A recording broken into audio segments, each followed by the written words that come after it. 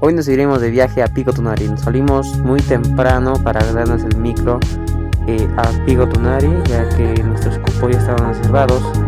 Y llegamos al punto donde teníamos que empezar la caminata hacia el Pico Tunari. En el principio, al comenzar la caminata ya estaba lloviendo y pues aún no sentíamos nada de frío.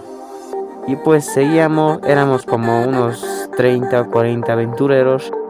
El trekking hacia el Pico Tunari empezó con la lluvia. Empezamos con la lluvia, caminamos en la lluvia por el camino. Ya el micro no podía subir porque el camino estaba feo.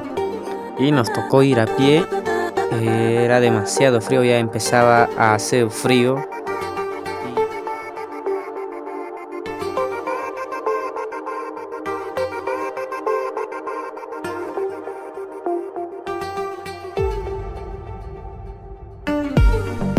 Después de una hora de caminata llegamos a un punto donde había una laguna llamado Toro Laguna, que se veía muy hermoso, muy fantástico, que ahí nos sacamos unos vídeos, unas fotos, todo el equipo que estábamos yendo a Pico Tunari, y ya que nos faltaba muchísimo para llegar a Pico Tunari. Nos apresuramos un poquito y empezamos la caminata. También nos acompañaba el Firulais.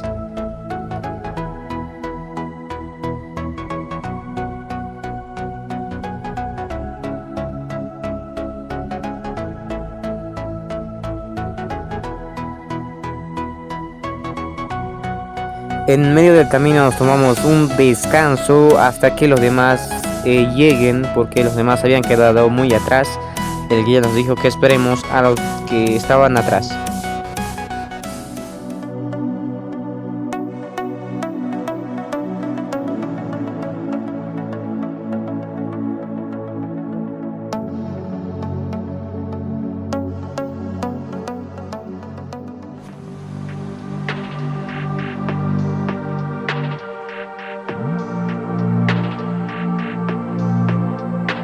En el transcurso del camino, muchos se quedaron muy atrás, que ya no podían caminar más, pero nosotros ya seguíamos. Y pues cayó la nevada, cayó nieve y el frío se hacía más intenso, que no se podía aguantar más, llegaba hasta los huesos y el viento era tremendo. Pero ya estábamos a pocos minutos de llegar a una laguna que se llamaba la Laguna Marquina. Mientras eso sentíamos muy frío, demasiado frío, que estábamos bien abrigadísimos para resistir el frío, para llegar a Pico Tunari.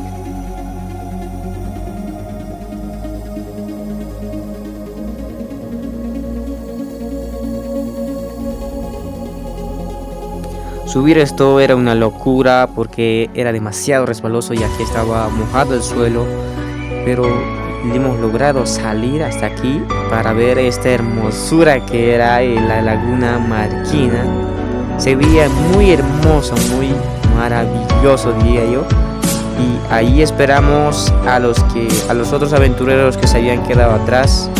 Mientras eso nos tomamos algunos vídeos y aumentaba más el frío y estaba tapado totalmente. La neblina lo tapó totalmente, ya no se veía casi nada. Ya no se veía lejos ni nada.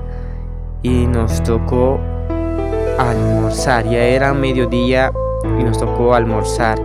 Nuestro almuerzo era pollo que teníamos que comer. Ya estaba frío igual. El almuerzo estaba frío y cuando terminamos de comer ya nos retornamos, porque el guía nos dijo que no se podría arriesgar para llegar a Pico Tunari porque hacía demasiado frío y no se veía el camino. Como nosotros también no veíamos el camino a Pico Tunari, nos regresamos por otro lado. Estaba totalmente blanco y seguía llegando nieve, y así de blanco se veía muy hermoso, pero el frío era tremendo, que no se podía aguantar. Estábamos bien abrigadísimos, pero el frío pasaba.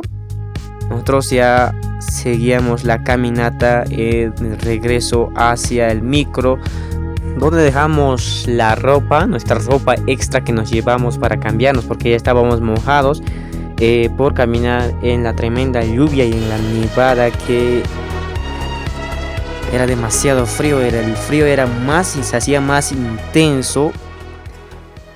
Al retornar nos encontramos con otro grupo de aventureros que estaban yendo hacia el Pico Tunari. Nos dijo que era el equipo rojo, que estaban yendo sin guía hacia Pico Tunari, estaban probando la suerte.